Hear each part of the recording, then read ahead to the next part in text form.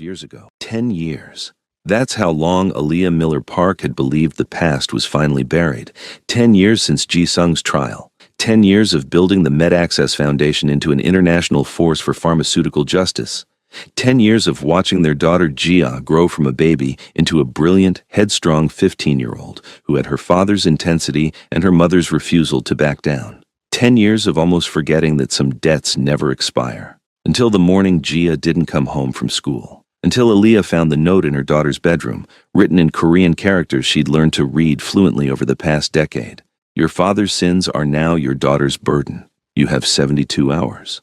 Until she realized that the beautiful, legitimate life they'd built was constructed on a foundation that someone, somewhere, wanted to see crumble. Because the thing about the past, it doesn't stay buried when you've hurt the wrong people. And Park Ji-sung, reformed advocate and devoted father, had hurt a lot of people on his way to redemption.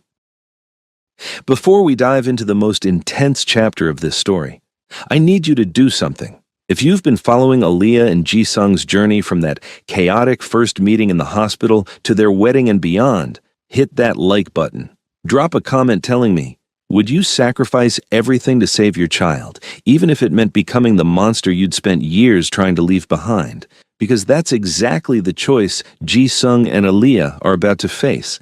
And if you haven't watched part 1 and part 2 of this series, go back and watch them now. You need to understand how they got here. How a nurse running from harassment became the wife of Korea's most dangerous reformed criminal. How love survived prison and paralysis and impossible odds to fully appreciate what they're about to lose. Subscribe to Love and Tension, because this final chapter is going to test everything you thought you knew about justice, redemption, and how far parents will go to protect their children. Trust me, you don't want to miss what happens next. The call came at 3:47 p.m. on a Tuesday in October. Aaliyah was in her office at MedAccess Foundation's international headquarters, a gleaming 15-story building in Gangnam that represented everything she and Ji-sung had built over the past decade. She was reviewing a proposal for expanding their pharmaceutical equity program into Southeast Asia when her phone buzzed with a number she didn't recognize. She almost didn't answer, almost let it go to voicemail like she did with most unknown numbers these days, but something, intuition, maternal instinct, whatever you wanted to call it, made her swipe to accept. Hello? Silence. Then breathing. Heavy. Deliberate. Mrs. Park.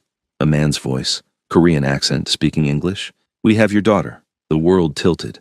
Aaliyah gripped her desk, her other hand flying to her mouth. What? Who is this? Where's... Gia is safe for now. The voice was calm, almost pleasant. She'll remain safe if you follow instructions exactly. You have 72 hours to deliver what we want. What do you want? Money? I can get you money. Just don't hurt her. Please don't. We don't want money, Mrs. Park. We want justice. Real justice. The kind your husband's expensive lawyers protected him from 10 years ago. Aaliyah's blood ran cold. Ji-sung's past. Always his past, reaching forward like grasping hands. Listen to me very carefully, she said, her nurse's training kicking in. Stay calm in crisis, assess the situation, find the solution. Whatever my husband did before we met, before he went to prison, before he changed, I had nothing to do with it. My daughter had nothing to do with it. She's 15 years old. She's innocent. No one is innocent when they benefit from blood money. The man's voice hardened. Your foundation, your mansion, your perfect life, all of it built on the suffering Park Ji-sung caused. All those people he hurt on his way to becoming a respected advocate. The words dripped with contempt. Did he tell you about the families destroyed by his organization?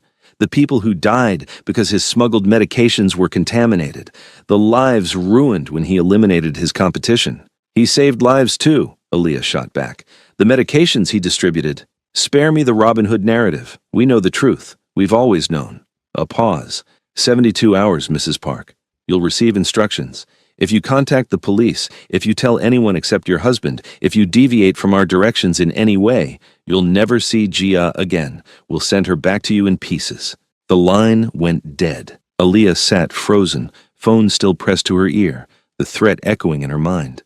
Then training gave way to terror and she was running.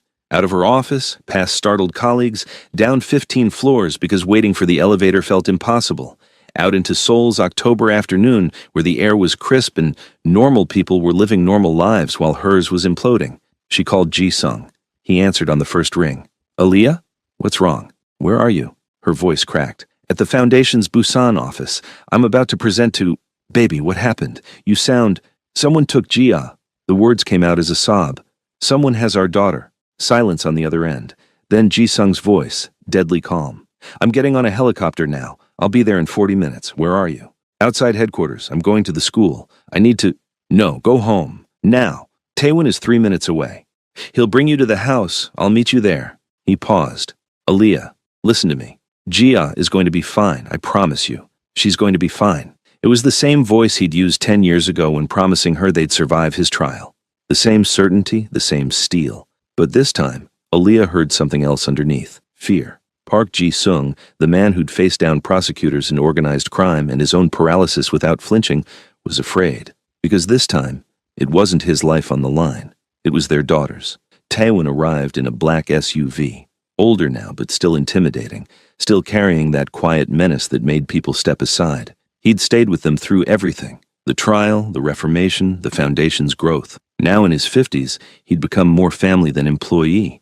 A surrogate uncle to Gia who'd taught her self-defense and Korean curse words when he thought her parents weren't listening. Mrs. Park. He opened the door for her, his face grim. Mr. Park called. Told me everything. Did he tell you not to let me go to the school? Aaliyah asked as she climbed in. Yes. I'm going anyway. Taewon studied her for a moment, then nodded. I'll drive, but we do it my way. No running and screaming. We observe first. See if anyone's watching. The school, Seoul International Academy, where Gia was in 10th grade, looked normal from the outside. Students in uniform walking in groups, some waiting for parent pickups, others heading to the subway. Aaliyah scanned every face, looking for her daughter's distinctive braids, her confident walk, anything. Not there. Taewon pointed to a group of girls near the front gate. Her friends. Aaliyah was out of the car before he'd fully stopped, running across the street, not caring about traffic or protocols or anything except getting answers. Mrs. Park! One of the girls, Sarah, Gia's best friend, saw her first. Is everything okay? Is Gia sick? What do you mean? Aaliyah grabbed Sarah's shoulders, trying to gentle her grip when the girl flinched. Where's Gia? Wasn't she in school today? She left at lunch, said her grandmother called that there was a family emergency. Sarah's eyes widened. Wait, you didn't know? Oh my God, was it a trick? Mrs. Park, what's happening? Did you see who she left with? A driver. Not your usual one. I've seen Uncle Taewon before. This was someone else. Older Korean man in a suit. Gia seemed fine, though. She was laughing when she got in the car. She said she'd text me later, but... Sarah pulled out her phone. She never did. And her phone's going straight to voicemail now. Aaliyah felt Taewon's hand on her shoulder, steadying her. Thank you, Sarah. If Gia contacts you, tell her to call home immediately. It's very important. Back in the car, Aaliyah's mind raced. They came for her at lunch, pretended to be from the family. She went willingly because she thought... Her voice broke. She thought it was safe. We'll review school security footage, Taewon said, already driving back toward the mansion. Get the license plate, vehicle description. Mr. Park will know what to do. Will he? Aaliyah turned to look at him. Taewon, who would do this? Who from Ji-sung's past has enough hatred to kidnap a child? Taewon's jaw tightened. Many people. Mr. Park did what he had to do to survive in that world. But survival meant making enemies. Permanent enemies. He changed. He's been clean for a decade. Completely legitimate. Doesn't that count for something? Not to the families of the people he killed. Not to the organizations he destroyed. Taewon glanced at her. I'm sorry, Mrs. Park. I know this isn't what you want to hear, but you asked for truth. They drove in silence the rest of the way. Aaliyah staring out the window at Seoul passing by. This city that had been her home for 12 years now. Where she'd learned the language and the culture. Where she'd built a life and a family. Where her daughter had been born and raised. Safe and loved and completely unaware that her father's past could reach out and take her. The mansion looked the same as always, beautiful, secure, completely unchanged from the morning when Aaliyah had kissed Gia goodbye and told her to have a good day at school and reminded her about her chemistry test next week and all the normal mundane things mothers say to daughters who they assume will come home. Mrs. Bayek met them at the door, tears streaming down her face. She'd been with them since the beginning, had helped raise Gia from infancy. Now she was 72 and devastated. Any contact? Aaliyah asked. Mrs. Bayek shook her head, speaking in Korean. Taewon translated even though Aaliyah understood perfectly now. Nothing. No calls to the house, no messages. The school called, asking why Gia didn't return for afternoon classes. And I told them she was sick. I didn't know what else to say. Aaliyah pulled the older woman into a hug. You did right. Thank you. Then she heard it. The unmistakable sound of helicopter rotors. She ran to the garden just as Ji-sung's private helicopter touched down on the landing pad he'd had installed 5 years ago when the Foundation's work required constant travel. He emerged before the rotors had fully stopped, moving with the careful speed of someone whose legs didn't always cooperate, but whose determination overrode physical limitations. His cane, elegant black carbon fiber that he'd designed himself, clicked against the stone pathway. Their eyes met across the garden, and then she was in his arms, and he was holding her so tightly she couldn't breathe, and it didn't matter because breathing felt impossible anyway. "I've got you," he murmured into her hair. "I've got you. We're going to fix this." "How?" Aaliyah pulled back to look at him. His face was pale, jaw clenched, eyes hard with the kind of cold calculation she hadn't seen in years. "Ji-sung, how are we going to fix this when we don't even know who took her?" "We will. Come inside. I've already made calls." The dining room had been transformed into a command center, laptops open, phones charging, security monitors displaying feeds from the school and surrounding areas. Dr. Chen was there, still their partner at the Foundation, now in her mid-60s but sharp as ever. Ryu, one of Ji-sung's old lieutenants who'd gone legitimate running a security firm. Even Officer Kim, Ji-sung's probation officer from a decade ago who'd become something like a friend over the years. "Everyone's on their way," Ji-sung said, guiding Aaliyah to a chair. "We're going to find her. But first, I need you to tell me everything, the call, exact words." Aaliyah recounted it all, forcing herself to remember every detail. Ji-sung listened without interrupting, his expression growing darker with each sentence. When she finished, he was quiet for a long moment. Then, "This isn't random. They knew too much. About the trial, about my past operations, about the contaminated medication incident." "What contaminated medication incident?" Aaliyah's blood went cold. "Ji-sung, what are they talking about?" He looked at her, and she saw the weight of secrets in his eyes. "There was a shipment, early in my operation, before I had proper quality control systems. Antibiotics from an Indian manufacturer that I didn't properly vet. 3 people died from bacterial contamination before I could pull the batch and destroy it." "3 people died?" Aaliyah's voice rose. "You never told me that. In 12 years, you never—" "Because I was ashamed." Ji-sung's voice was raw. "Because it was my biggest failure. The thing that made me realize I couldn't just move product without proper testing and verification. It's why I eventually set up the lab protocols, why I became obsessive about quality control. But yes, 3 people died because of my negligence. And I never faced charges for it because the authorities didn't know. I covered it up." "Oh my God." Aaliyah stood, pacing. "Who knew about this?" "Only my inner circle at the time. Taiwan, Ryu, a few others." He glanced at Ryu. "How many are still alive?" Ryu pulled up something on his laptop. "Of the 12 people who knew about the contaminated batch, 8 are dead. 2 are in prison for unrelated crimes. 1 is in witness protection. That leaves Min-jae." Ji-sung's face went rigid. "Choi Min-jae." "Who's Choi Min-jae?" Aaliyah demanded. "My former logistics coordinator. Handled shipping routes, customs bribes, all the technical details of moving product across borders." Ji-sung stood, moving to the windows overlooking the garden. He was loyal for years. Then the trial happened and he disappeared. I assumed he'd taken his payout and left the country. "Maybe he did," Taewon said. "But maybe he came back." Ji-sung's phone buzzed, unknown number. He held it up so everyone could see, then answered on speaker. "Park Ji-sung," the same voice from Aaliyah's call. "I trust your wife told you about our conversation." "Where's my daughter?" Ji-sung's voice was deadly calm. "Safe, for now. Did you tell the police?" "No." "Smart, because we have people watching. If we see police involvement, if we detect any surveillance, if you try to find us, Jia dies. Understood?" "Understood. What do you want?" "Justice." The word came out sharp. "Real consequences for what you did. You killed 17 people during your criminal career. Park Ji-sung. 17 confirmed deaths. Possibly more. You poisoned 3 with your contaminated medications. You destroyed families, ruined lives, spread violence and corruption through this city for years. And what happened? A suspended sentence, community service, a fine you paid with money made from crime. I served my time, I changed my life. I've spent 10 years trying to make amends." "Amends?" The voice laughed bitterly. "You think running a charity absolves you of murder? You think saving lives now erases the lives you took? My brother was one of those 17. My nephew was one of the 3 poisoned by your contaminated antibiotics. You took my family, and you got to keep yours. That ends now." Aaliyah's hand flew to her mouth. This wasn't about money or revenge in the traditional sense.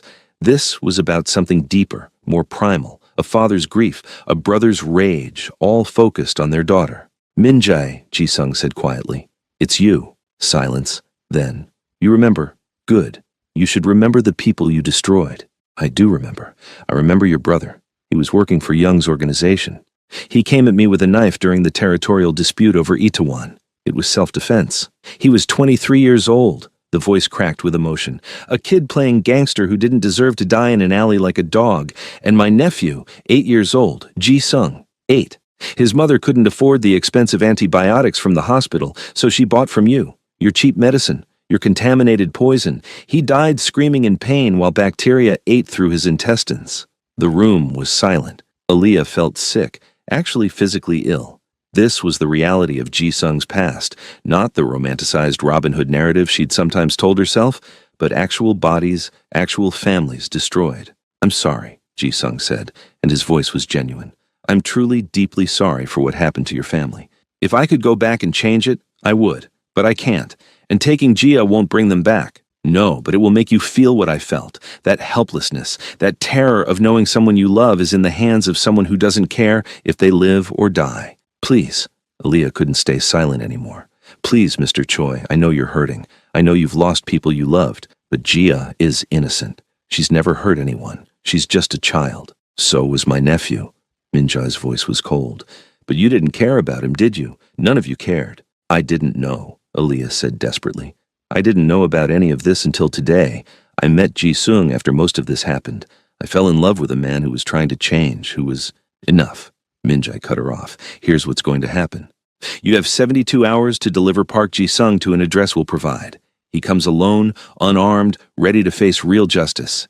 If he does this, if he surrenders himself, I'll release Gia unharmed. She can go home to her mother, live her life, never think about this again. And what happens to me? Ji-sung asked. That depends on how much you value your daughter's life. Will you trade it for yours? Will you finally accept responsibility for what you've done? Or will you hide behind your lawyers and your money and your reformed reputation while your daughter suffers? If I come to you, you'll let her go? You give me your word? I give you my word as a brother, as an uncle, as a man who spent 10 years waiting for this moment. You for her. A life for a life. That's justice. Don't do it, Ryu said immediately after Minjai hung up. It's a trap. He'll kill you both. Maybe. Ji-sung was staring at his phone. But maybe he won't. Maybe his hatred is focused on me, and Gia really will walk away if I surrender. You can't seriously be considering this. Dr. Chen stood. Ji-sung, we have resources. We can find her another way. In 72 hours? While Minjai has her somewhere we can't track?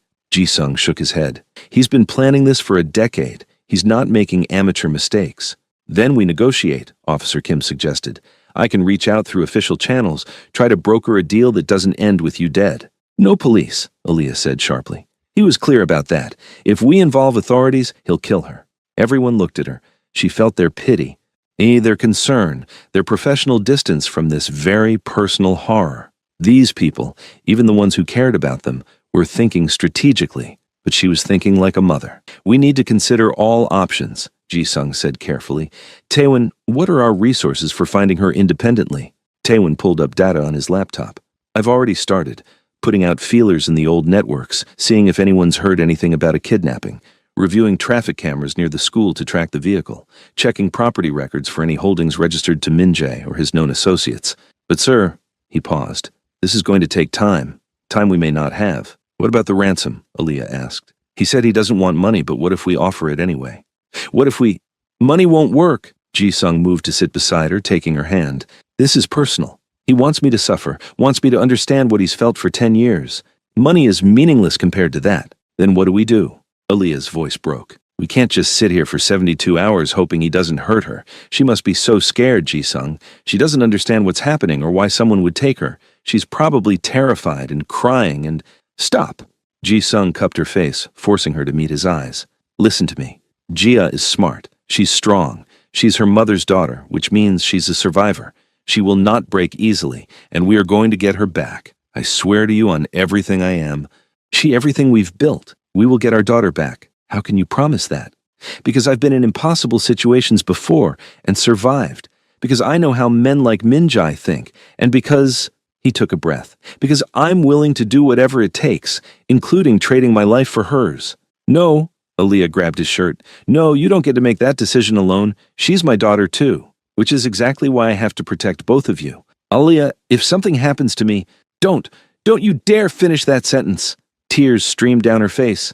We've survived everything together. The harassment, the shooting, the trial, the rebuilding, everything. We don't separate now. We don't sacrifice. We find another way. What if there is no other way? The question hung between them, terrible and real. Lot Yun-hee, Ji-sung's mother, arrived 20 minutes later, having driven from Busan at dangerous speeds. She burst into the dining room, immediately going to Aaliyah. Any news? She asked in English, her accent still thick after all these years. Nothing new. Aaliyah accepted her embrace. He called. The man who took her. He wants Ji-sung in exchange. Yun-hee went rigid. She turned to her son, speaking rapid Korean. Aaliyah understood enough. Don't you dare give yourself to him. We'll find another way. Oma, Ji-sung replied gently, also in Korean. We may not have a choice. There's always a choice. Yun-hee switched back to English, looking at the assembled group. My son spent years in that terrible world. He killed, yes. He hurt people, yes. But he's paid his debt to society. He's changed. The law itself said he'd served his punishment. This man, this Min Jae, he wants revenge, not justice. Those are different things. Tell that to his dead brother and nephew, Ji-sung said quietly. Their deaths were tragedies, but taking Jia doesn't fix anything. It just creates more tragedy, more victims.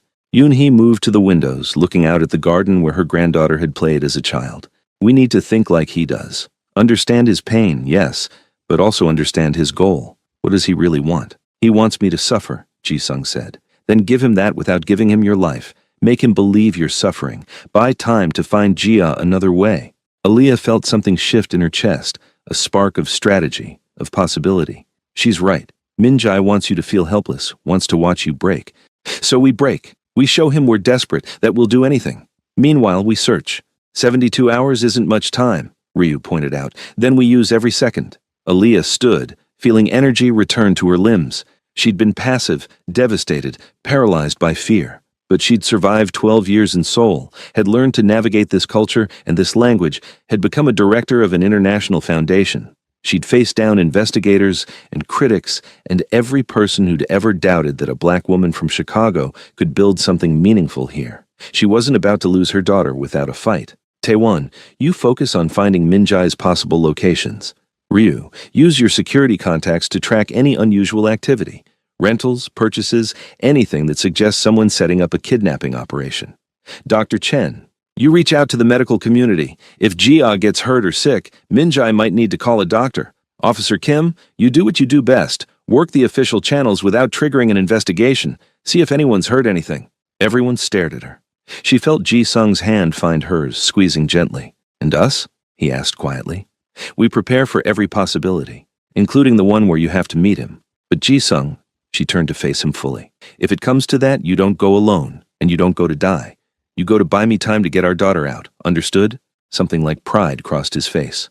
Understood. Good. Aaliyah looked at each person in the room. My daughter's out there somewhere, probably scared and confused, but she's not alone. We're all going to find her. And when we do, anyone who hurt her is going to wish they'd never been born. The words came out hard, cold.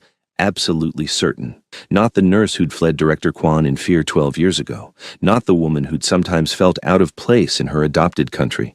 This was Aaliyah Miller Park, mother and warrior, and she would burn the world down to save her child. Let's get to work, she said. And they did. The first 24 hours were agony disguised as productivity.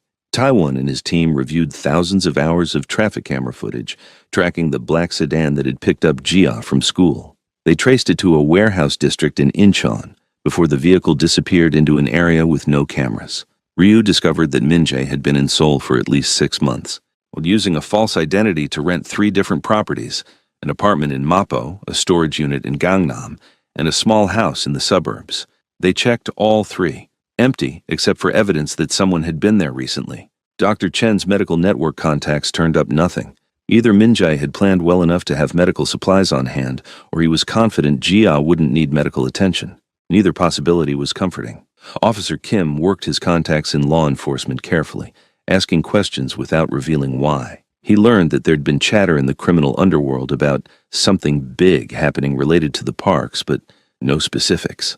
And through it all, Ji-sung and Aaliyah waited. They tried to maintain normalcy, answering calls from concerned foundation staff with vague excuses about Jia being sick, responding to messages, pretending their world wasn't imploding, but every minute was torture. On the second night, 48 hours into the 72-hour deadline, Aaliyah found Ji-sung in Jia's room. He was sitting in her desk chair, surrounded by evidence of their daughter's life, photos on the walls of her with friends, ribbons from debate team competitions, a half-finished chemistry project, Korean and English novels stacked on her nightstand. She wanted to be a doctor, Ji-sung said when Aaliyah entered.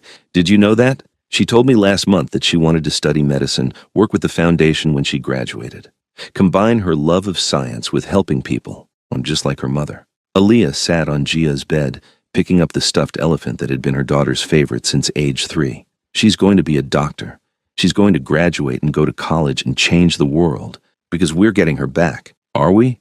Ji-sung turned to look at her, and his face was ravaged by guilt and fear, and a grief so deep it looked physical. What if we don't? What if my past, my crimes, my sins, what if they cost us our daughter? How do I live with that? The same way you lived with everything else, by fighting, by refusing to give up. Aaliyah moved to kneel in front of him, taking his hands. I know you're scared. I'm terrified too. But Ji-sung, that girl out there, she's half you. She has your stubbornness, your intelligence, your absolute refusal to be broken. She's surviving this moment, wherever she is, and we're going to survive it too. I keep thinking about that day, the day the contaminated antibiotics killed those people. His voice was raw. I was in my office when the first report came in. A child had died, then another, then a third, and I knew it was my fault. I'd cut corners, trusted the wrong supplier, not verified the batch numbers properly. My negligence killed them. What did you do? I destroyed the remaining stock immediately. Tracked down every dose I'd sold, bought them all back or destroyed them however I could. I paid for the funerals, sent money to the families through intermediaries. It was blood money, conscience money, completely inadequate, but it was all I could do. He looked at her. I never told you because I was ashamed, because it was the worst thing I did in that life. Not the violence, not the smuggling, the accidental deaths caused by my carelessness. Ji-sung, and now it's come back. 10 years later, it's taken our daughter. That's karma. That's justice. No, Aaliyah shook him slightly. That's not justice. That's vengeance. And our daughter isn't payment for your sins. She's an innocent person who deserves to live her life free from your past. We're going to make that possible. Before he could respond, Taewon appeared in the doorway. We found something. You need to see this now. They rushed to the command center. Taewon had security footage pulled up on the main monitor, grainy, black and white, time-stamped 40 minutes ago. This is from a convenience store in Paju, near the North Korean border. Watch. The footage showed a man entering the store, middle-aged, Korean, wearing a baseball cap and jacket. He bought water, snacks, bandages, nothing unusual. But then, as he was leaving, a young woman entered. Jia. Aaliyah's hand flew to her mouth. Her daughter was alive, walking on her own, no obvious injuries. She was wearing her school uniform still, her braids slightly messed up but intact. She looked tired, scared, but unharmed. The video showed Minjae grab Jia's arm, pulling her back before she could enter the store fully. He spoke to her. The footage had no audio, and she nodded, shoulders slumping in defeat. They left together. She tried to run, Aaliyah whispered. She saw the store and tried to get help. And he stopped her. Ji-sung's voice was cold rage. Which means she's looking for opportunities. She's fighting back. It also tells us where they are. Taewon zoomed out on a map. Paju is 60 kilometers from Seoul, near the DMZ. Lots of rural areas, abandoned buildings from the war era. Good place to hide someone. Can we narrow it down more? Aaliyah asked. Working on it, I've got contacts checking rental properties, abandoned sites, anything that could hide 2 people for 3 days. Taewon paused. But Mrs. Park, you should know. Being that close to the North Korean border might mean he's planning an escape route. If things go wrong, he could attempt to cross. He'd never make it, Ji-sung said. Maybe, but desperate men do desperate things. The call came 20 minutes later. Unknown number again. This time, Ji-sung let it ring 3 times before answering, trying to project calm he didn't feel. Yes. Did you see her? Minjae's voice was sharp. On the security footage? I made sure she'd be visible. Wanted you to know she's still alive, still has a chance to stay that way. I saw. Thank you for that. Ji-sung kept his voice neutral. She looked well. She is, for now. Fed, sheltered, treated reasonably well. I'm not a monster, Park Ji-sung. I don't enjoy hurting children, but I will if you force my hand. I won't. I'm preparing to meet your terms. Good. Here's what happens next. Tomorrow at noon, you'll receive GPS coordinates. You have 1 hour to reach the location. Come alone. No guards, no police, no weapons. If I detect any surveillance, any tracking devices, any tricks, she dies. If you comply, I'll release her. She can call her mother for pickup, walk away from this completely unharmed. And me? You face consequences, real ones, the kind you've avoided for too long. I understand. Ji-sung glanced at Aaliyah. But I need assurance. I need to speak to Jia, confirm she's really okay before I agree to come. Silence. Then, 1 minute, that's all you get. Rustling sounds, footsteps. Then a voice Aaliyah knew better than her own heartbeat. Dad? Jia. Baby, are you okay? Has he hurt you? Ji-sung's voice cracked slightly. I'm okay. Scared but okay. He hasn't hurt me. Just do what he says, okay? Please, Dad, I want to come home. You will, I promise. Your mom and I love you so much. You know that, right? I know. I love you too. And Mom, tell her I love her. Tell her I'm sorry for... Jia's voice broke into sobs. Then Minjae was back on the line. That's enough. Tomorrow noon. Coordinates incoming. Don't be late, Park Ji-sung. Your daughter's life depends on it. He hung up. Aaliyah was crying, great heaving sobs that she couldn't control. Their daughter was alive, was relatively okay, would be home soon if Ji-sung just... No, she said through tears. No, you can't go. We heard her, we know she's alive. Now we use the Paju information to find her before noon tomorrow. We get her out ourselves. And if we don't find her in time? Ji-sung asked gently. If we're even 1 minute late to those coordinates, if Minjae sees any sign of a rescue attempt, then we have Taewon track you. We have backup ready. Aaliyah, he took her hands. I'm going alone. No tracking devices, no backup, no tricks, because that's what keeps our daughter alive. But what keeps you alive? Maybe nothing. Maybe this is how it ends. The universe finally balancing the scales. He pulled her close. But if my death buys Jia's freedom, if it means she gets to grow up and become that doctor she wants to be, if it means you get to keep being her mother, then it's a trade I make without hesitation. I won't let you. You don't have a choice. They stood there, locked together, both knowing he was right and both hating it with every fiber of their being. Then Yoon-hee spoke from the doorway, her voice cutting through their despair like a blade. There is another option. One you're both too close to see. Everyone turned to look at her. What option? Ji-sung asked. Me. Yoon-hee walked into the room with the bearing of a woman who'd made a decision and would not be swayed. I go instead of you. No. Listen, Minjae wants justice for his family. He wants to see a Park suffer. He wants consequences. She smiled sadly. I'm a Park. I'm the reason you became what you became. After your father died, I abandoned you. I let you build that criminal empire alone because I was too weak to stay and guide you. Every person you killed, every life you ruined, I'm complicit in all of it. I should have been there. I should have stopped you. That's not your fault, Ji-sung said firmly. I made my own choices. And I made mine. Now I'm making another one. Yoon-hee looked at Aaliyah. Your daughter needs her father. She needs both her parents, but she doesn't need her grandmother. Not the same way. I'm 70 years old. I've lived a full life. If my death can save my granddaughter and keep my son alive to raise her, that's a trade I make gladly. He won't accept that, Aaliyah said, or even as her heart broke at the offer. He wants Ji-sung specifically. Maybe not, but we won't know unless we offer. Yoon-hee sat down at the table. Call him back, propose the trade, see what he says. The room erupted in argument, Taewon saying it was tactically foolish, Ryu pointing out that it might trigger Minjae to violence, Dr. Chen trying to find a middle ground. But Aaliyah watched Ji-sung's face and saw the calculation happening, saw him weighing options and odds and the terrible arithmetic of choosing who lives and who dies. No, he said finally. I won't risk both of you. I won't let either of you walk into that situation. We stick with the plan. I go. We trust Minjae to keep his word about releasing Jia. And if he doesn't? Aaliyah demanded. If he kills you both anyway, then at least I die protecting my family. That's all I've wanted for 10 years. To be someone worth saving. To be the father and husband you both deserve. He looked at each person in the room. Thank you, all of you, for everything you've done. But this is my decision to make. The next 12 hours crawled by. They slept in shifts, no one wanting to be unconscious when the coordinates arrived. Aaliyah lay beside Ji-sung in their bed, memorizing the feel of him, the sound of his breathing, the way his hand unconsciously reached for hers even in sleep.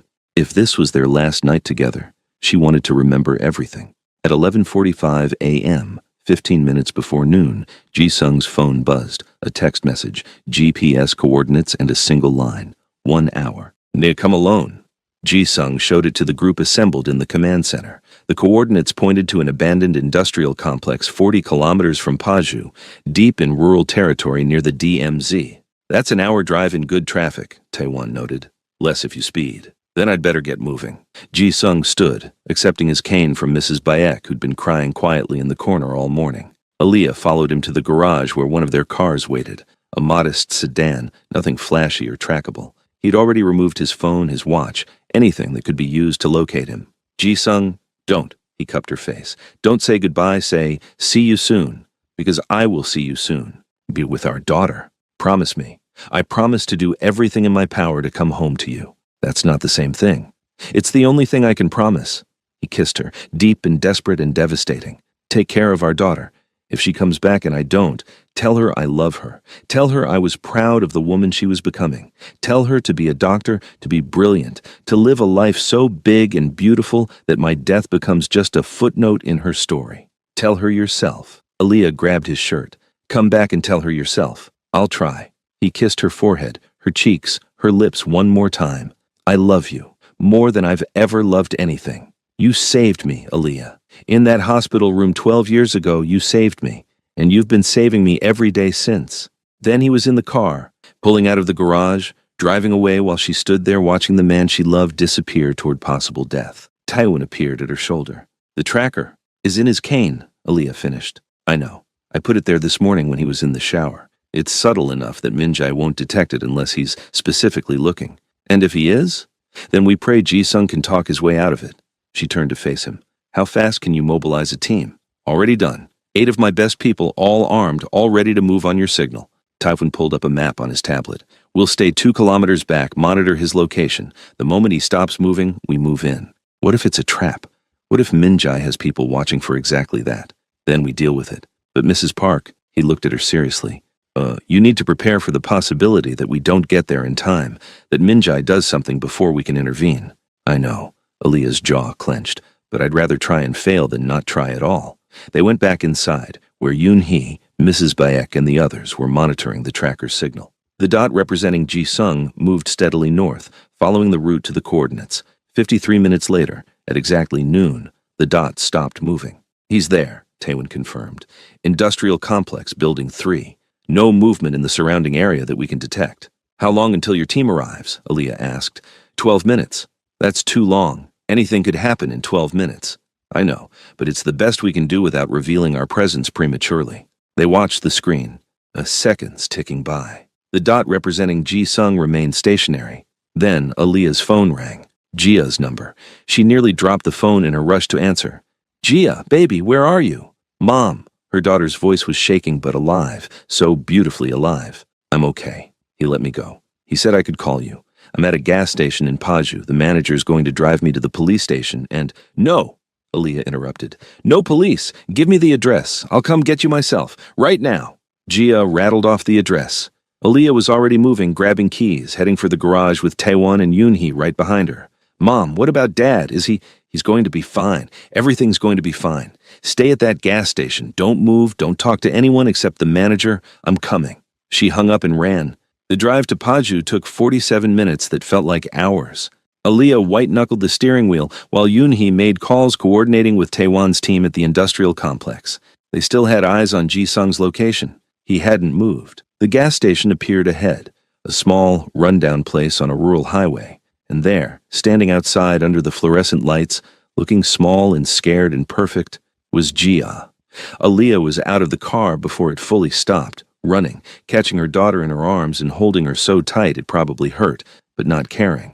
Not caring about anything except this solid proof that her child was alive. "Mom, I can't breathe," Gia gasped. "Don't care. Never letting you go again." But she did loosen her grip enough for Yoon-hee to embrace her granddaughter, for both of them to check her over. No visible injuries, just exhaustion and stress and the remnants of fear. "Are you hurt anywhere? Did he hurt you?" Aaliyah ran her hands over Gia's arms, her face checking with nurse's efficiency. "I'm okay, really. He was scary, but he didn't hurt me. Just kept me in this room, brought me food, asked me questions about Dad." Gia's eyes filled with tears. "Mom, where's Dad?" He went to trade himself for me, didn't he? Where is he? Aaliyah's phone rang. Taewon. Mrs. Park, we're at the complex, but his voice was strained. We have a situation. You need to see this. What kind of situation? Just come. Bring Jia. Trust me.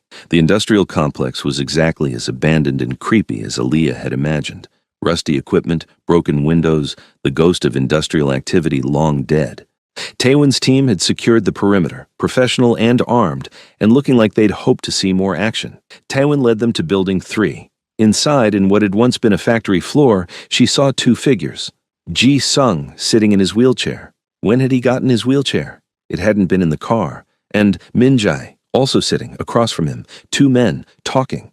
What is this? Aaliyah demanded. Both men looked up. Ji Sung's face transformed when he saw Ji Ah. He opened his arms and she ran to him, collapsing into his embrace while he held her and cried and whispered Korean words that Aaliyah knew meant my daughter, you're safe. Aaliyah approached Min Jae carefully. He was older than she'd imagined, maybe early 60s, with the kind of worn face that came from a decade of grief. And you let them both go, she said. I did. Why? Min Jae stood slowly, and she saw he was unarmed. No gun, no knife, just an old man carrying weight he couldn't put down. Because when he arrived, when I saw him struggle to get out of that car, needing his cane just to walk, I remembered. My brother was strong, quick, dangerous, a fighter. The man Park Ji-sung killed was a threat. He gestured at Ji-sung. But this man isn't who killed my brother. This is someone different, someone who's paid in ways that matter more than death. The paralysis, Aaliyah said quietly. Partial paralysis, chronic pain, limited mobility. A life sentence served daily in a body that won't cooperate. Min Jae's voice was soft. I watched my nephew die over 3 days, watched him suffer as that bacteria destroyed his insides. And I realized making Park Ji-sung suffer a quick death would be mercy, but he's already suffering, has been for 12 years, will be for the rest of his life. That's justice. Slow, permanent, inescapable. I'm still sorry, Ji-sung said from where he sat with Jia. For your nephew, for your brother, for all of it. I know my suffering doesn't change what happened to them, but I am genuinely, deeply sorry. Min Jae looked at him for a long moment. Then at Jia, still clinging to her father like she'd never let go. She looks like you, he said. Your daughter, she has your eyes. She has her mother's strength. Yes, I saw that too. She tried to escape twice, brave girl. Foolish, but brave. Min Jae moved toward the door. I'm leaving Korea, tonight. Going somewhere I can finally forget, finally let go. I don't expect forgiveness. I don't deserve it, but I hope, his voice caught. I hope you can look at your daughter and understand why I did what I did, why I needed you to feel what I felt. I understand, Ji-sung said, and I forgive you. The words seemed to break something in Min Jae. He nodded once, then walked out into the fading afternoon light. Taewon moved to follow. Should we stop him? He committed kidnapping, made terroristic threats. Let him go, Aaliyah said. He's a man who lost everything and spent 10 years drowning in grief. He doesn't need prison. He needs peace. They watched him disappear. Then, Taewon's team began securing the scene, making sure there were no other surprises. Jia pulled back from Ji-sung enough to look at her mother. I knew you'd come. Both of you. Dee, I knew you wouldn't leave me. Never, Aaliyah promised, moving to embrace them both. We will never leave you. They stayed like that, the three of them wrapped around each other, while the sun set on the worst 72 hours of their lives. On the drive home, Jia asked the question Aaliyah had been dreading. Dad, is it true? What that man said? About people you killed? About contaminated medicine? Ji-sung glanced at Aaliyah in the rearview mirror. She nodded slightly. Their daughter deserved truth. Yes, he said. It's true. I did terrible things before you were born. Things I've spent the last 15 years trying to atone for. I don't expect you to understand or forgive, but I need you to know. I'm not that person anymore. I'm trying every day to be someone better. Jia was quiet for a long time. Then, Mom says you saved her. That day in the hospital, when she was running from someone bad, you helped her when you didn't have to. I did. And you built the foundation to help people who can't afford medicine, to fix the systems that made you a criminal in the first place. I'm trying. Then that's who you are, not who you were. The person you choose to be now. Jia reached forward from the backseat to squeeze his shoulder. I love you, Dad. Even knowing all of this, I love you. Ji-sung's hands tightened on the steering wheel. I love you too, more than you'll ever know. When they got home, Mrs. Baek had prepared Jia's favorite foods and drawn her a bath and basically treated her like royalty. Yoon-hee fussed over her, checking and rechecking for injuries Aaliyah had already confirmed didn't exist. That night, After Gia had fallen asleep in her own bed with her door open and both parents checking on her every 30 minutes, Aaliyah and Jisung lay in their bedroom trying to process everything. "I thought I'd lost you both," Jisung whispered into the darkness. "For 12 hours, I thought my past had finally taken everything. But it didn't. We survived." Aaliyah turned to face him. "Jisung, what Minjai said about your suffering being justice, that's not true. You're not being punished. You're living with the consequences of choices you made. Yes, but you're also living, building, creating good. That's different from punishment." "Is it? Because some days it doesn't feel different. Some days my legs hurt so badly I can barely walk, and I think, this is what I deserve. This is karma." "Stop," she kissed him fiercely. "Your paralysis isn't karma. It's a medical condition from a violent attack. What you do with it, how you've refused to let it destroy you, how you've built a life anyway, that's what defines you. Not the pain, not the limitations, the perseverance." He pulled her close, and they lay there in the dark, survivors of another impossible situation, grateful for another day together. The next 3 weeks were complicated. Gia returned to school, but insisted on therapy to process the trauma. Aaliyah found her a Korean-American therapist who specialized in kidnapping victims and PTSD. The sessions helped, slowly. At the foundation, they faced a crisis. Somehow news of the kidnapping had leaked, not the full details. Tawin had been careful to keep Minjai's identity and the specifics contained, but enough that reporters were asking questions. And questions about Jisung's past, about whether his criminal history made him unfit to run a pharmaceutical advocacy organization. "You need to address this," Dr. Chen said during an emergency board meeting. "The silence is feeding speculation. People are wondering what you're hiding."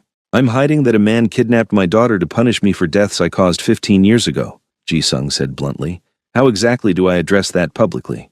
"With honesty." This came from an unexpected source, Officer Kim, who joined the Foundation's advisory board 3 years ago. "You've always been honest about your past when asked. Don't stop now." So, Jisung held a press conference. He stood at a podium in front of 50 reporters and television cameras, Aaliyah beside him, and told the truth. Not all of it. Some details were too painful, too personal, but enough. 15 years ago, I was a different person. I ran a criminal organization that smuggled pharmaceuticals across international borders.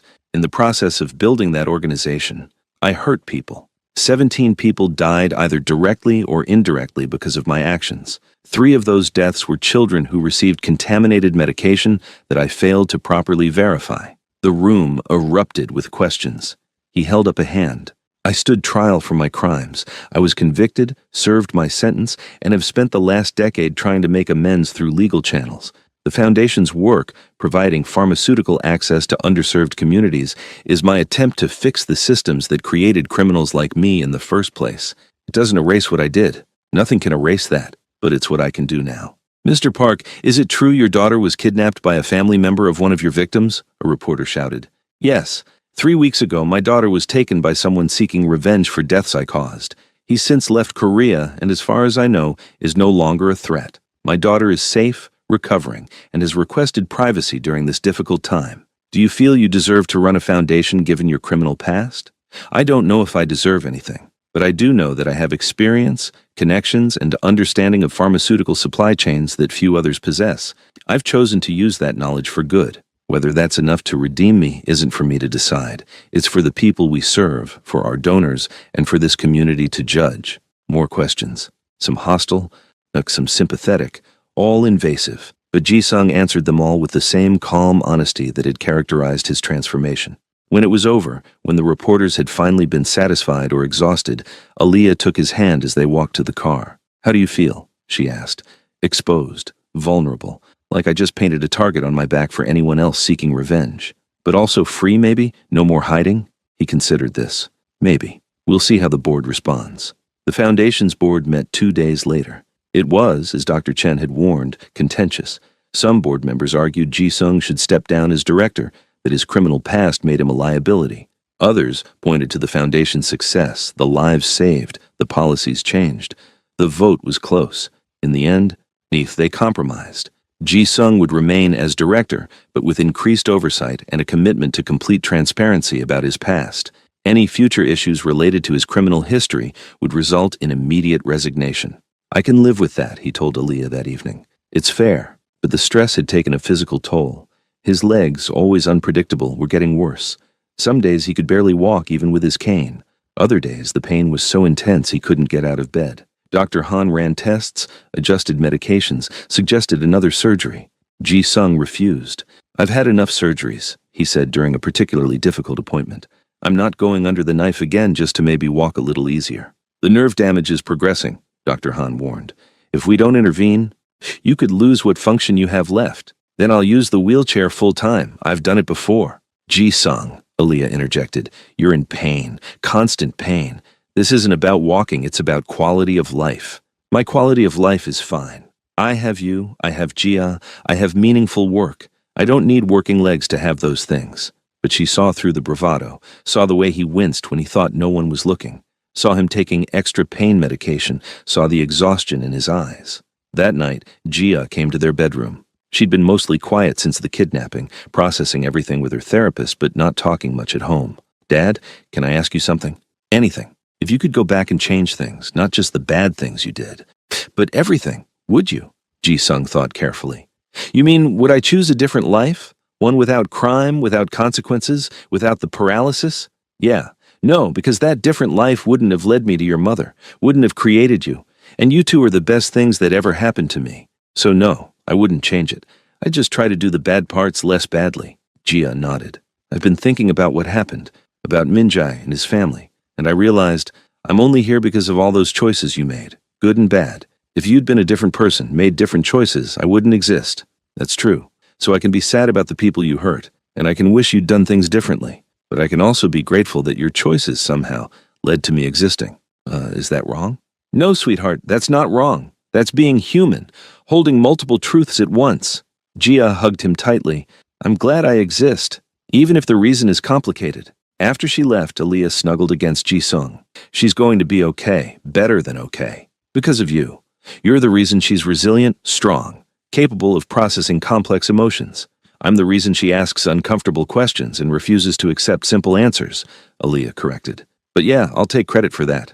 They fell asleep holding each other. The crisis passed, the family intact if a little battered, but the universe wasn't done testing them yet. 2 months later, on a cold December morning, Ji-sung collapsed during a foundation meeting. 1 minute he was presenting the annual budget, the next he was on the floor, beat unconscious.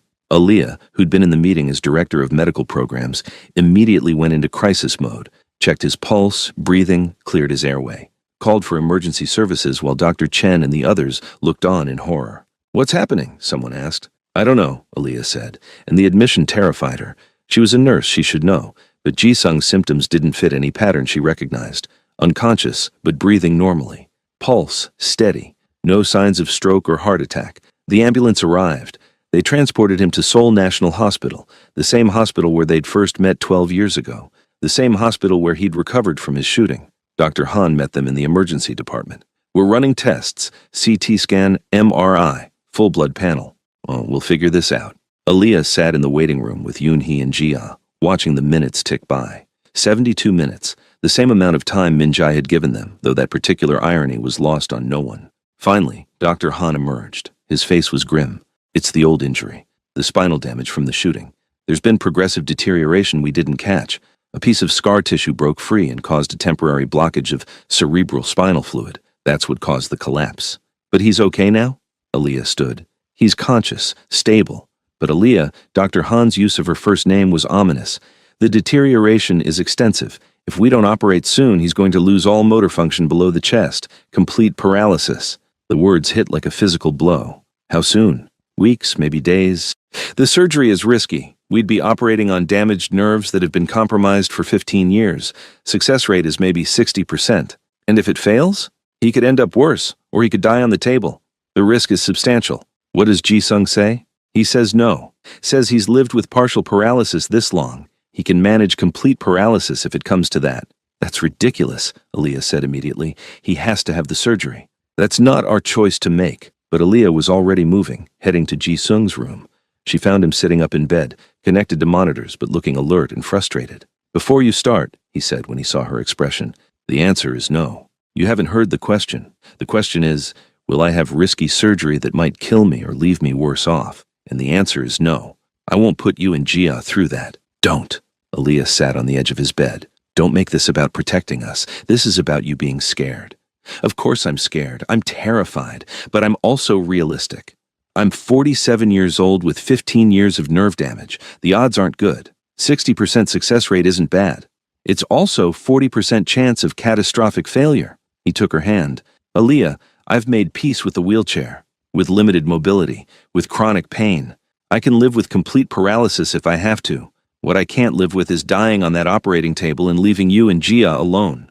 And what if the deterioration progresses anyway? What if you become completely paralyzed without the surgery? At least with surgery, there's a chance of preventing that, or accelerating it, or ending me entirely. They stared at each other, deadlocked. I can't lose you, Aaliyah whispered. Not like this, not when there's a chance to fix it. And I can't risk leaving you, not when staying alive, even diminished, means more time together. That's not more time. That's existing. There's a difference. Not to me. Every day I wake up next to you is a gift. Walking or not walking doesn't change that. Aaliyah wanted to scream, to rage, to force him to see reason. But she'd learned over 12 years that Ji-sung couldn't be forced. He had to choose. So she tried a different approach. What does Gia want? She asked. He blinked. Wait, what? Our daughter. The one we just got back from a kidnapper. The one who's been dealing with trauma and fear and uncertainty. What would she want her father to do? That's not fair. No, it's not. But answer the question anyway. Ji-sung closed his eyes. She'd want me to fight, to take the chance, to not give up. Then do that. For her, if not for yourself. He was quiet for a long time. Then, I need to think about it. How long? The doctors say I have maybe a week before the surgery becomes too dangerous. So a week. Okay? But Ji-sung? She leaned forward to kiss him gently. I'm not giving up on you, even if you're ready to. She left before he could respond. The next 3 days were tense. Ji-sung stayed in the hospital for observation, while Aaliyah and Dr. Han monitored his condition. The deterioration was visible now. Increased numbness, decreased control over the muscles he did have, more frequent pain episodes. Gia visited every day after school. She'd sit with her father, doing homework or reading aloud or just talking. Aaliyah watched their relationship deepen through crisis, watched her daughter become the cheerleader her father needed. You're going to have the surgery, right? Gia asked on day 4. You're not going to just give up? It's not giving up to accept reality, Ji-sung said gently. It is if the reality could be changed. She set down her chemistry textbook. Dad, I almost lost you 3 months ago. I spent 72 hours thinking I might never see you again. And now you're telling me you might choose to let yourself deteriorate rather than fight? That's not the man who raised me. That's not the man who rebuilt his entire life from nothing. Gia, I'm scared too. I'm terrified the surgery will go wrong and I'll lose you anyway.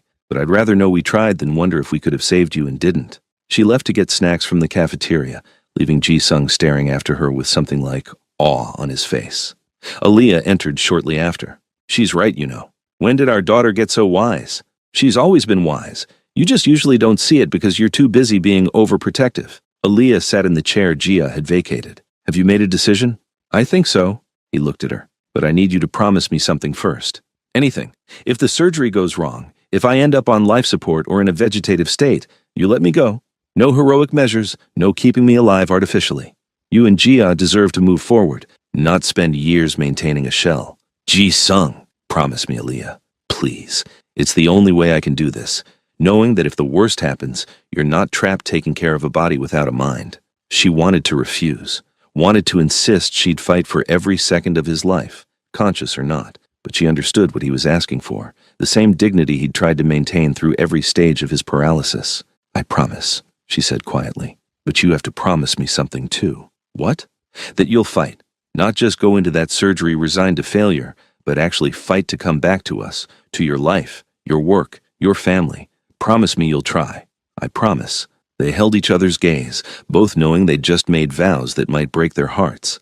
The surgery was scheduled for December 23rd, on 2 days before Christmas. The irony wasn't lost on anyone, spending the holidays either celebrating Ji-sung's survival or mourning his death. The night before surgery, the family gathered. Yoon-hee flew in from Busan.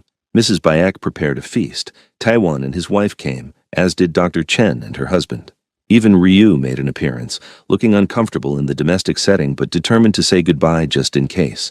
They ate and talked and pretended everything was normal. Gia showed them her latest chemistry project. Dr. Chen discussed the Foundation's new Southeast Asia initiative. Tywin told embarrassing stories about Ji-sung from their younger days, and through it all, Aaliyah memorized. The way Ji-sung laughed at Tywin's stories, the way he looked at Gia with such fierce pride, and the way his hand found hers under the table and held on like she was his anchor. After everyone left, after Gia had gone to bed, Aaliyah helped Ji-sung through his evening routine. It had become automatic over the years. Medications, exercises, the careful dance of managing chronic pain and limited mobility. "I'm going to miss this," he said as she helped him into bed. "You'll be doing it again soon. Dr. Han says recovery is 6 to 8 weeks before you're mobile again. If I survive." "When you survive." He pulled her close. "Thank you." "For what?" "For 12 years of refusing to give up on me, for believing I was worth saving even when I didn't believe it myself, for being the strongest person I've ever met." He kissed her softly. "I love you more than language can express. You know that, right?" "I know. And I love you too, which is why you're going to survive this surgery and come back to me." She rested her head on his chest, listening to his heartbeat. "Because I'm not done with you yet, Park Ji-sung. We have decades left, grandchildren to spoil, a foundation to grow, a life to live." "I hope so. I know so." They fell asleep tangled together, pretending tomorrow wasn't coming. The hospital at 5 a.m. was eerily quiet. They'd arrived early for pre-op, and now Ji-sung was being prepped while Aaliyah waited with his belongings in her rapidly disintegrating composure. Dr. Han appeared in his surgical scrubs. "We're ready. Any last questions?" "How long?" Aaliyah asked. 8 to 10 hours if everything goes smoothly. 12 to 14 if we encounter complications. Someone will update you every 2 hours. What are his actual chances? Not the official 60%, but really? Dr. Han paused. Honestly, 50-50. The damage is extensive, the procedure is delicate, and we're operating on tissue that's been compromised for 15 years. But he's strong, stubborn, and has something to fight for. That matters more than you'd think. They let her see him one more time before they took him to the operating room. He was drowsy from pre-medication, but alert enough to smile when she entered. "Hey," he said. "Hey yourself." She took his hand. "Remember what you promised." "To fight, I remember." "Good, because Gia and I are going to be right here waiting, so you'd better come back to us." "I will, I promise." He squeezed her hand weakly. "And Aaliyah? If something goes wrong, nothing's going wrong. But if it does, I need you to know you were the best thing that ever happened to me. You and Gia. Everything good in my life came from that moment you walked into my hospital room 12 years ago. I wouldn't trade a single second of what we've built together. Not for working legs, not for a clean past, not for anything." Tears streamed down her face. "Stop saying goodbye." "I'm not. I'm saying thank you. There's a difference." They kissed one more time. Then the orderlies came and wheeled him away, and Aaliyah stood in the pre-op area watching the love of her life disappear through double doors that read, "Authorized personnel only." She made her way to the surgical waiting room where Yoon-hee and Gia were already settled. They'd arrived an hour ago, too anxious to sleep. How is he?" Yoon-hee asked. "Brave, scared, ready?" Aaliyah sat between them. "Now we wait." And wait they did. 2 hours in, a surgical nurse came out with an update. "The procedure has begun. All vitals are stable. Dr. Han says it's progressing as expected." 4 hours in. "We've accessed the damaged area. Dr. Han is working on removing scar tissue. Everything remains stable." 6 hours in. "We've encountered some unexpected bleeding. It's under control, but the procedure will take longer than anticipated. Dr. Han says not to worry. This is manageable." But Aaliyah did worry. Worried about every minute that ticked past, worried about Ji-sung under anesthesia for so long, worried about what unexpected bleeding really meant. Gia leaned against her shoulder. "He's going to make it, right?" "He has to." "I haven't given him permission to die." "I don't think death asks permission. It does from the Parks. We're too stubborn to die without a fight." 8 hours in, Tywin arrived with food no one wanted to eat. Mrs. Beck came with prayer beads, sitting in the corner muttering Buddhist chants. Dr. Chen showed up with encouraging statistics about surgical success rates that Aaliyah appreciated, even though she didn't quite believe them. 10 hours in, the nurse's update was brief. "Still ongoing. Vitals remain stable. Dr. Han says we're in the final stages." 12 hours after Ji-sung had been wheeled into surgery, Dr. Han finally emerged. His scrubs were stained with blood. His face was exhausted, and his expression was unreadable. Aaliyah stood, her heart hammering so hard she thought it might break through her ribs. "How is he, doctor?" Base Han pulled off his surgical cap. "The surgery was successful. We removed all the damaged tissue, reinforced the affected nerves, and stabilized the spinal area. He's in recovery now, still under anesthesia, but his vitals are strong. Aaliyah's knees nearly buckled. Yoon-hee caught her, holding her up while she processed the words. Successful, strong vitals. In recovery, he was alive. When can I see him? She managed. Another hour while he wakes up. But I need to prepare you. We won't know the full extent of success for days or even weeks. He might regain mobility. He might not. He might wake up with the same limitations or worse, or potentially better. It's too soon to know. But he's alive. He's alive. Then the rest we can figure out. Aaliyah hugged Dr. Han impulsively. Thank you. Thank you so much.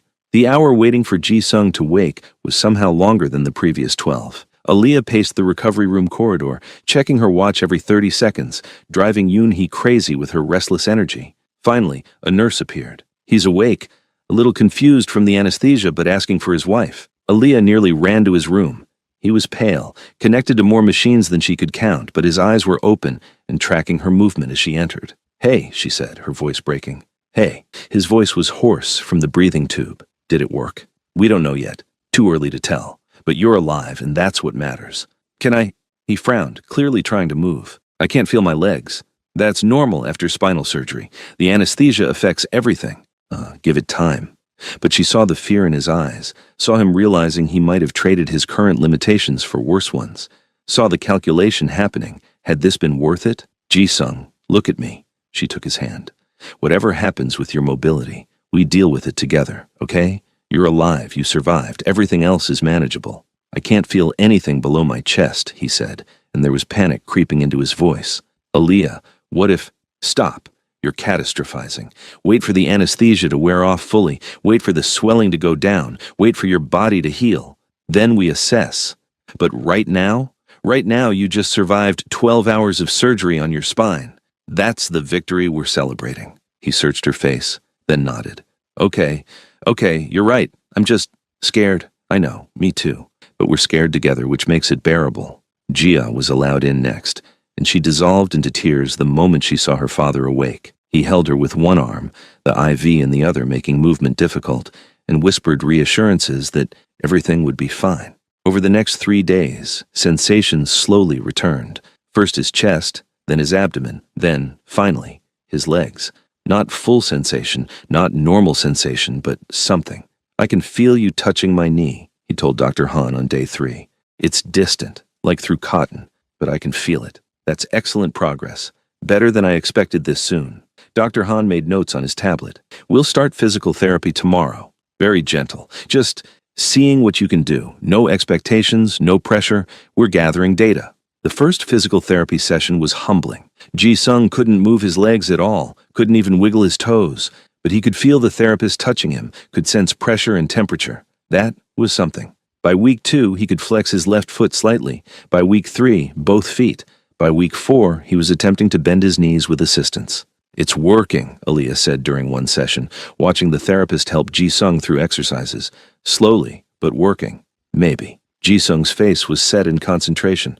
Or maybe this is as good as it gets. Slightly better sensation, but no actual improvement in function. You're moving your feet. That's improvement. Compared to what? To before the surgery when I could walk with a cane. This is worse, Aaliyah. I'm worse than I was. She wanted to argue, wanted to insist he was being pessimistic, but he was right. Now, before surgery, he'd been mobile. Limited, yes. Painful, yes, but independent. Now he was bedridden, dependent on nurses and therapists for everything. Had they made the right choice? The question haunted her through January and into February. Ji-sung worked tirelessly in therapy, pushed himself to exhaustion, but progress was glacially slow. Some days he could bend his knees a few inches, other days nothing worked, and through it all, the foundation needed leadership. Dr. Chen stepped in as interim director, but decisions piled up that required Ji-sung's input. They set up a system where he could participate in meetings via video conference from his hospital bed, but it was awkward and frustrating.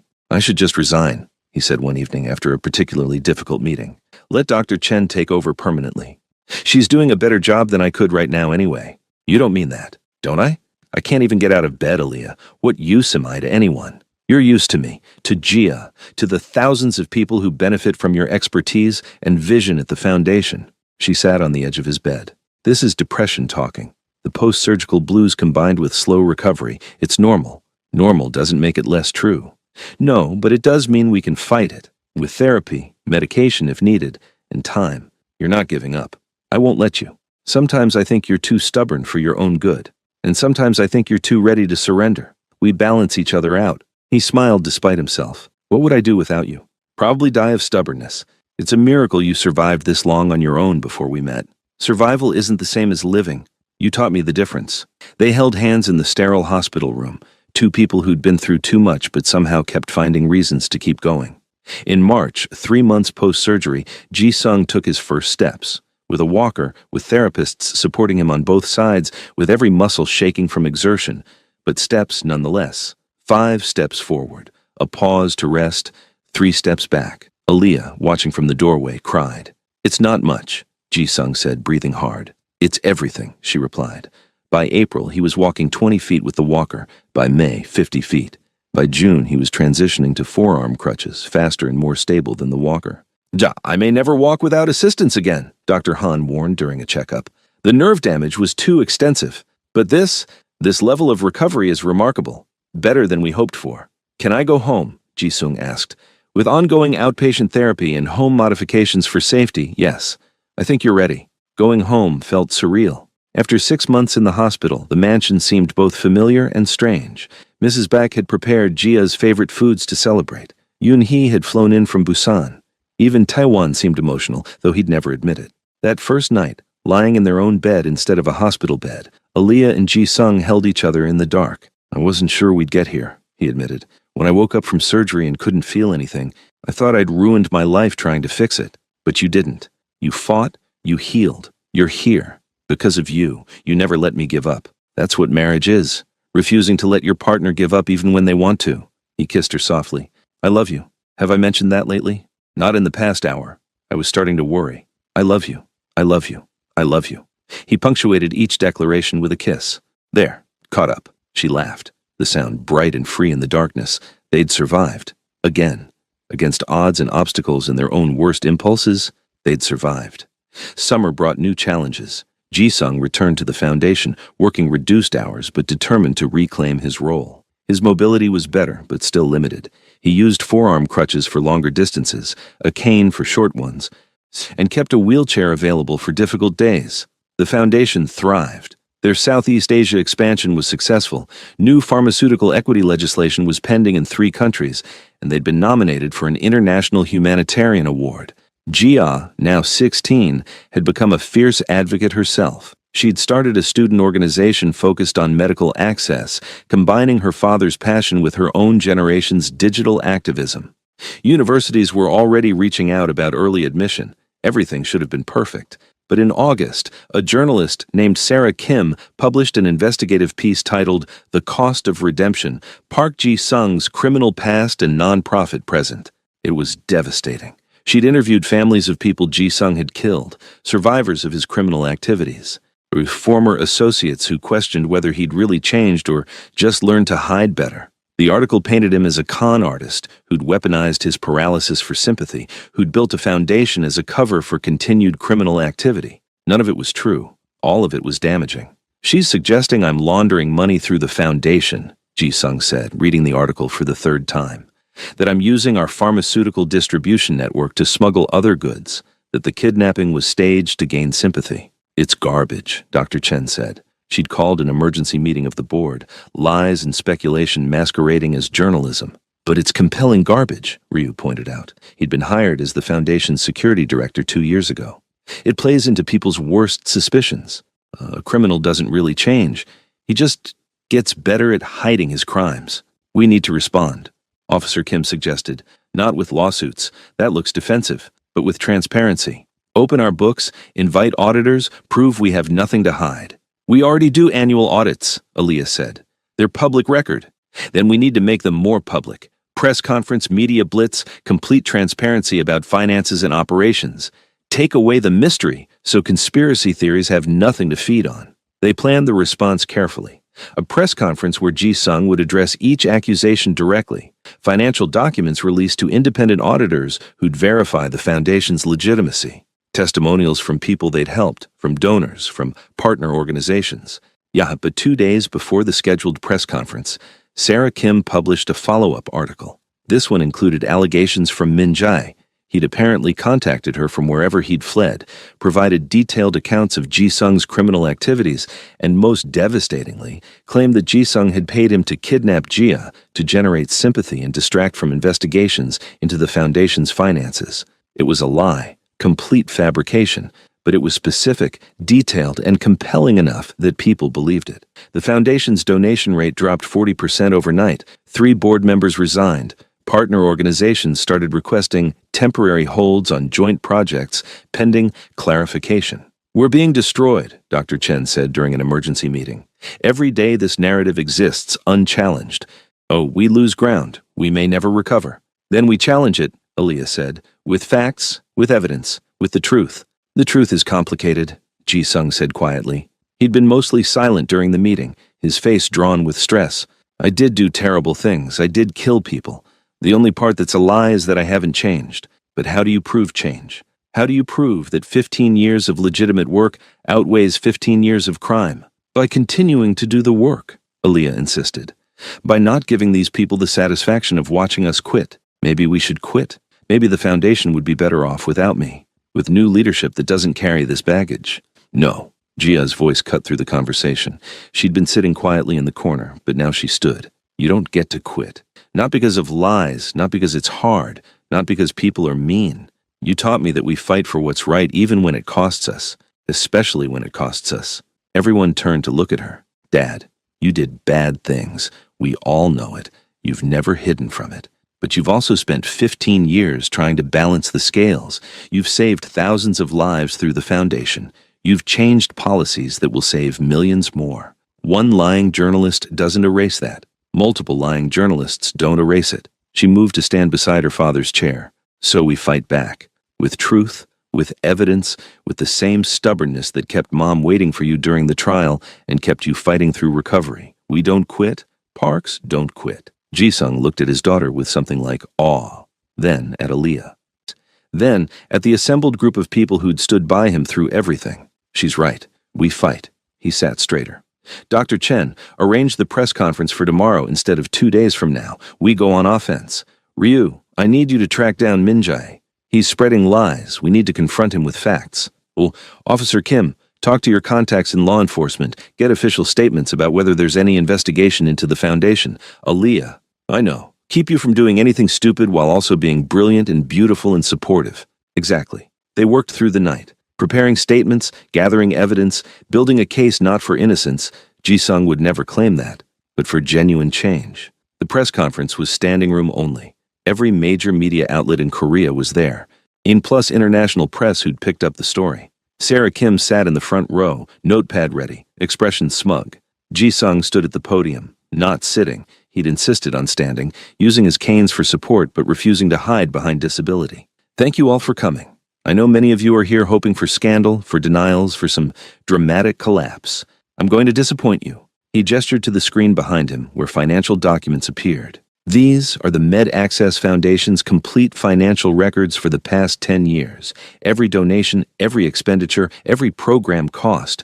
We're releasing them to the public and to independent auditors. We have nothing to hide." Murmurs rippled through the crowd. "Ms. Kim's articles suggest I've been using the foundation for money laundering or continued criminal activity. If that were true, it would show in these documents. I invite anyone, journalists, investigators, critics, to examine them thoroughly. You won't find anything illegal because nothing illegal is happening." "What about Min-jae's claims?" Sarah Kim called out. "That you paid him to kidnap your daughter?" "Min-jae is a man destroyed by grief who spent 10 years planning revenge. When that revenge didn't satisfy him, when he realized that killing me or watching me suffer wouldn't bring back his family, he decided to destroy my reputation instead. I understand his pain. I'm responsible for his pain. But his lies about the foundation are just that, lies." "How do we know you're not lying now?" another reporter shouted. "You don't. You have to choose what to believe based on evidence and track record. For 10 years, this foundation has operated transparently, saved lives, and changed policies. For 10 years, I've submitted to probation oversight, regular audits, and public scrutiny. I'm not perfect. I'm deeply flawed, but I'm not a liar about this work." Aaliyah watched from the side of the room, her heart pounding. This could go either way. Vindication or destruction. Everything they'd built balanced on the edge of public opinion. Then Dr. Chen stepped forward with a stack of papers. "I have here 147 letters," she said, "from patients who received medication through our programs, from families who can now afford life-saving treatment, from partner organizations in 12 countries, all testifying to the Foundation's impact, legitimacy, and importance." She set the stack on the podium. "Ms. Kim is welcome to interview every single person. Ask them if they think Park Ji-sung is running a criminal enterprise. Ask them if they'd rather have their loved ones die because one journalist decided to destroy a man's redemption for clicks." The room went silent. Sarah Kim stood. "Mr. Park, do you deny that you killed 17 people during your criminal career?" "No, I don't deny it. I did kill 17 people, either directly or through orders I gave. I live with that guilt every day." "Do you deny that contaminated medication you distributed killed 3 children?" "No, I don't deny that either. Those deaths were my fault, my negligence, my sin. I've tried to atone through the Foundation's work, but I'll never fully make up for those lives." "Then how can you claim moral authority to run a health organization?" "I don't claim moral authority. I claim expertise, experience, and genuine commitment to preventing the kind of system failures that created criminals like me in the first place. The pharmaceutical industry's price gouging and access barriers pushed me into crime. I'm trying to fix those systems so no one else makes that choice." He paused, looking directly at her. "Ms. Kim, you've done your job. You've investigated my past, exposed my crimes, questioned my motives. That's legitimate journalism. But now ask yourself, is destroying this foundation good journalism? If we close tomorrow because donors flee, if our programs end, if people lose access to affordable medication, is that justice? Or is it just revenge dressed up as accountability?" Sarah Kim didn't answer. The conference continued for another hour. More questions, more challenges, more opportunities for everything to collapse. But by the end, something had shifted. The hostility had softened into skepticism into cautious willingness to examine evidence. 3 days later, the independent auditors released their report. No irregularities found, all expenditures legitimate, Foundation operating exactly as claimed. A week after that, Sarah Kim published a follow-up article. It wasn't a retraction exactly, but it acknowledged the auditor's findings and included testimonials from families helped by the Foundation. The tone had changed from accusatory to questioning. Can people truly change? When does punishment end and redemption begin? What do we owe to those trying to make amends? "It's not perfect," Ji-sung said, reading the article, "but it's better than destruction." "Better than we deserved," Aaliyah corrected. "You stood up there and took responsibility without deflection. That's what changed the narrative." "No, what changed it was 10 years of actual work. The accountability just reminded people of that work." Slowly, painfully, the Foundation recovered. Some donors returned, new partners emerged, the programs continued. But the experience had taken a toll on Ji-sung. His health deteriorated from stress, more pain, more mobility issues, more exhaustion. By October, he was using the wheelchair full-time again. "I'm falling apart," he joked one evening, but Aaliyah heard the fear underneath. "You're 57 years old with decades of accumulated trauma. Your body is tired. That's different from falling apart." "Feels the same." She helped him into bed, running through the familiar evening routine. Medications, exercises, the careful positioning to prevent pressure sores. "Do you ever regret it?" he asked quietly. "Meeting me? Staying? Building this complicated life instead of finding someone simpler?" "Every day," she said honestly, then smiled at his stricken expression. "I'm joking. No, Ji-sung. I've never regretted us, not once. Not even during the trial or the kidnapping or the surgery or the media attacks. Because yes, it's complicated, but it's also rich, meaningful, full of purpose. We've built something that matters. We built a foundation. We built a family, a life, a partnership that survived everything the universe threw at it. That's more important than any foundation." He pulled her down beside him. "I don't know what I did to deserve you. You walked into that hospital room 12 years ago and gave a desperate nurse a chance when you didn't have to. Everything good in our lives came from that moment of kindness. I wasn't being kind. I was being strategic. You were being both. That's who you are. Strategic kindness, calculating compassion. It's what makes you so effective." They fell asleep, holding each other. Two people who'd survived everything and planned to keep surviving whatever came next, 5 years later.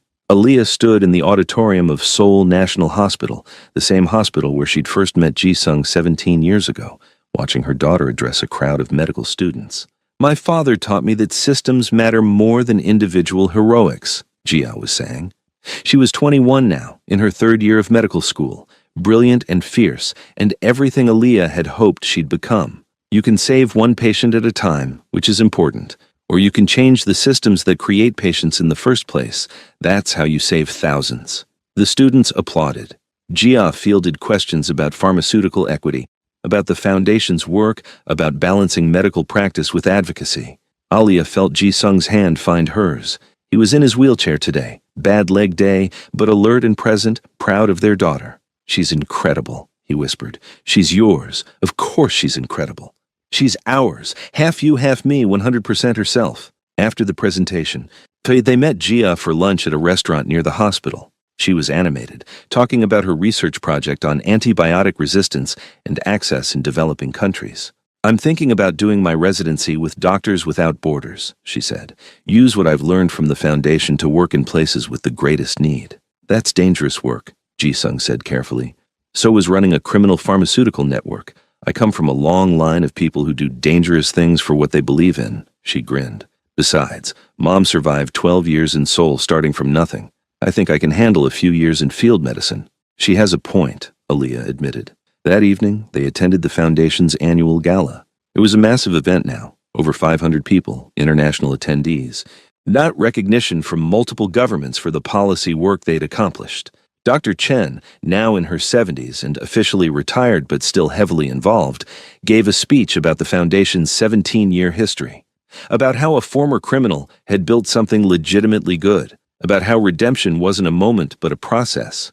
Park Ji-sung could have spent his post-prison life in hiding, in shame, in bitterness about what he'd lost. Instead, he built this, she gestured to the crowd, an organization that's provided affordable medication to over 1 million people, that's influenced pharmaceutical policy in 32 countries, that's trained thousands of advocates who'll continue this work long after we're gone. That's not redemption, that's transformation.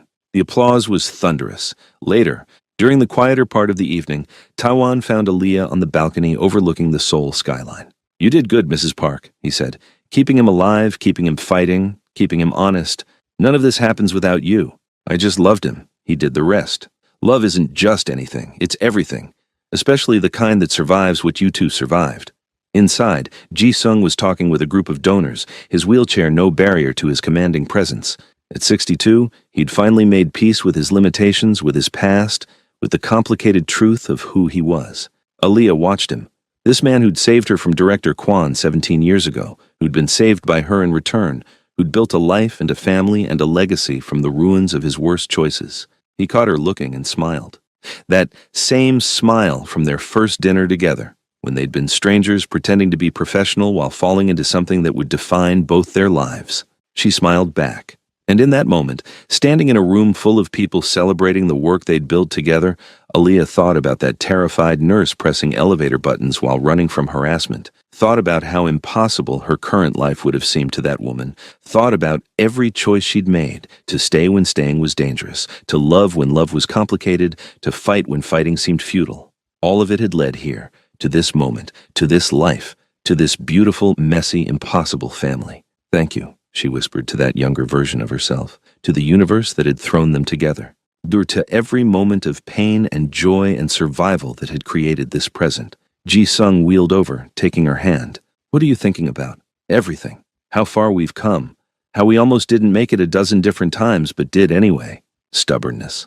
Love. Same thing for us, I think." They stood together, her standing, him sitting, but equal in every way that mattered, looking out at the city that had been their battlefield and their home. "No regrets?" he asked. "None. You?" "I regret a lot of things. Lives I took, mistakes I made, pain I caused. But us? Never. You're the one thing I got right." She leaned down to kiss him, not caring who saw,